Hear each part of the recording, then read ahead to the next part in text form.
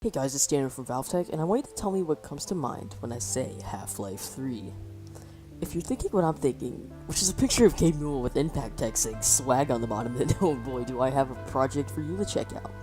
Meet Project Borealis, the fan game aiming to create the long-awaited third episode of the Half-Life 2 episodic trilogy. The development team of more than 70 passionate Half-Life fans, they are coming together to create a game based on Mark Laidlaw's Episode 3. Basically, this project is the Half-Life 3, or Episode 3 if you will, that we never got, so a bunch of dedicated fans are going to finish the work that Valve can't be bothered to do. Now, before we dive more into this footage, I'd like to personally thank everyone over at Project Borealis for letting me use their footage in this video. When I asked them on Twitter, they were very cool with it, so I hope I can bring some attention to their project and cause, and just hopefully get some of you guys excited.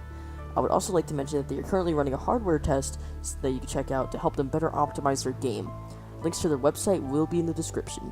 Regardless, let's get right into this amazing mod. On August 25th, 2017, the world changed as we knew it. It was as if the cries of many were all silenced at once when, one random morning, a synopsis was published. This synopsis covered the events of the long-awaited Half-Life 2, Episode 3. Since this was a shock to many, and since there was no game to accompany this story, fans were in a mass panic of hysteria, where cars were wrecked and buildings set on fire. But from the ashes rose Project Borealis, a small team dedicated to bringing Episode 3 to keyboards and mice everywhere. This team captured the attention of the Half-Life community, and suddenly, fans of the series everywhere came together trying to help this team fulfill the dream of bringing Episode 3 to life. Project Borealis now is a 70-plus person team with developers dedicated to revisiting the Half-Life series with a fresh new episode for fans of the series, old and new, to enjoy. Project Borealis is being created on the Unreal 4 engine to give it the updated look that Half-Life has always deserved after all these years. With a dedicated team to bring you all brand new spanking assets and updated looks, since the fan base deserves no less than perfection. We hope you can enjoy the ride with us as we complete this journey. That whole segment right there was taken directly off the About Us page on projectborealis.com, which, like I said, is a website I will have linked in the description.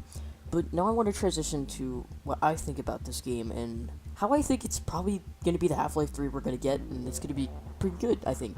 So, I mean, the game looks to retain the same gameplay and storytelling that we all have come to know and love over the decade, but still innovating its scenery, combat, and overall polish.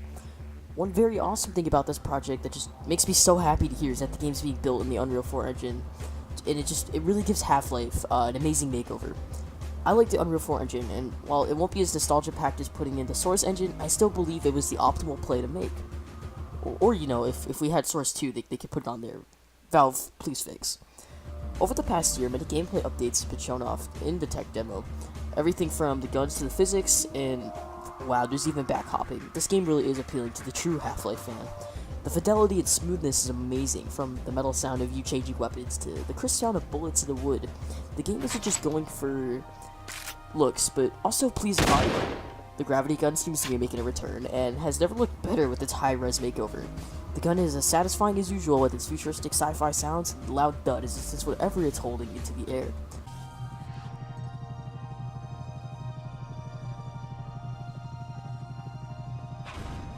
The water is amazing, and lighting really complements it as it's able to trace through it, giving you a more immersive experience while you're under the depths. The animations are spectacular and feel snappy, which is something I always appreciate in a video game. Nothing feels lethargic, and everything is smooth and consistent as it should be.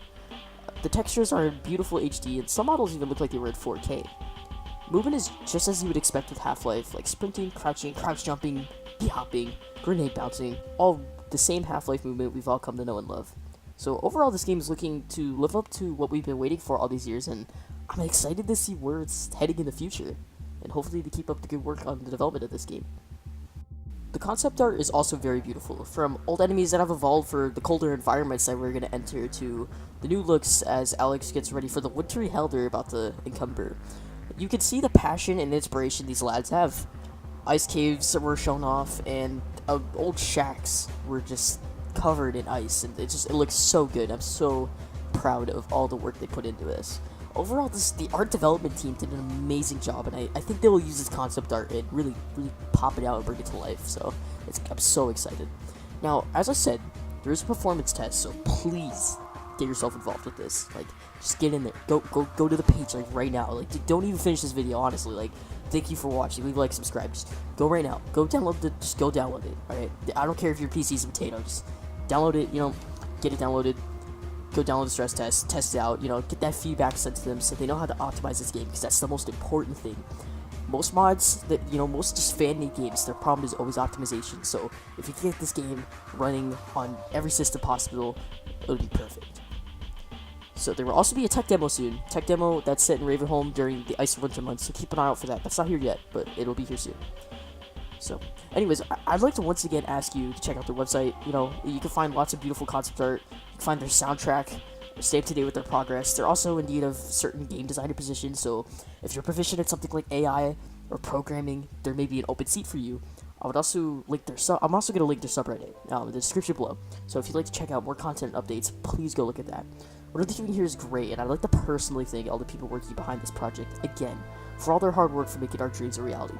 They took the final nail in the coffin of our hopes for Half-Life 3 back in 2017 and made it a blessing in disguise, and are now working on making our dreams a reality.